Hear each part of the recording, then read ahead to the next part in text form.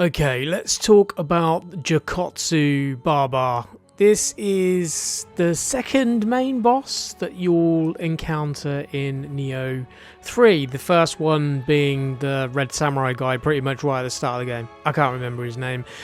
I forgot his name for a reason because that was pretty traumatic. But if you thought that boss was traumatic, this snake hag is just like, wow.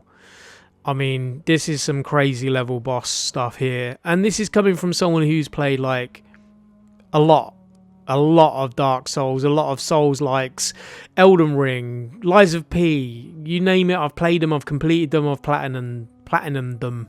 Can't even speak. I'm that traumatized by this boss. Seriously though, like, I mean, look, this game, right?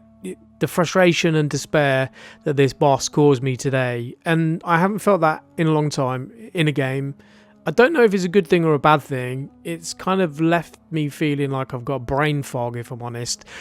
Although I guess I'm getting undone like years of conditioning, right? So my muscle memory is conditioned to playing with like a sword and a shield. That's how I play the Dark Souls games and Elden Ring and all those others. This game doesn't really give you the same level of like defense in terms of a sword and shield. So you can't kind of play this game the same way as you'd probably approach a Souls-like game. And, you know, having to deal with other things as well. I mean, these enemies, these bosses, they throw so many different types of attacks at you all at once. There's so much going on, it's just overwhelm, right? And then you've got this, like, yokai realm crap all over the floor that you've got to try and do key pulses to try and deal with. And then also you've got, like, these, you know, break things that you've got to try and parry. Man, it's crazy. But sticking with my own advice, perseverance, and just, you know, trying to mix things up a little bit, I had to keep going into like a shrine and just resetting my stats, which luckily enough you can do, trying different weapons, trying different like agility levels with the armor. We managed to kind of get something to work for us. So the sickle spear is what I use to beat this boss with, and this allows you a mid stance to be able to block pretty decently. So this is kind of what I used. Then we are kind of pretty much wearing like light armor, but like, yeah, it's working out. I think I'm agility A with this, which means that, you know, I've got that speed. There's my stats, pretty much everything in constitution, heart and stamina, if I'm honest, and you can see kind of like some of my stats there with my agility and equipment weight. And yeah, let's jump in and see how this final fight that we managed to beat the boss with, kind of how it went. It didn't start off great. I wasn't feeling good, but we managed to get rid of the yokai realm right at the start there. Getting these break things down, like these burst break parries, kind of makes a massive difference, and that gives you a little bit of breathing space to maybe pop a heal or I don't know, kind of, I guess, recuperate some stamina if you need to. But I found with the spear, what you got to try and do is just be patient. Those jumping attacks with the spear and then using triangle, jump and triangle, yeah, the old Baba hag here doesn't like those.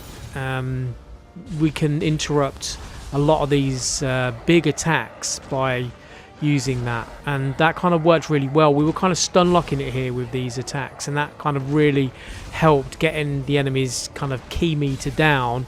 Then we were able to get the critical, so we're almost at half of the enemy's health here, and this was kind of like the quickest I'd got this health down. So I was like, okay, this is kind of working, let's keep going with it. Do the burst break parries, timing those right, using our spirit attack, whatever you want to call it, and now we can use our living weapon.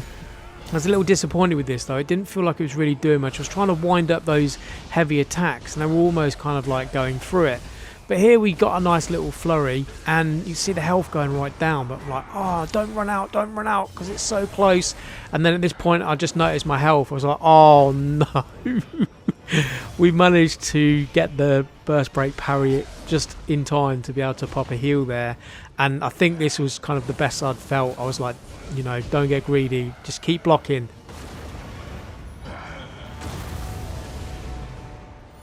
it was one of the most challenging bosses I've fought in a long time, and that's saying something.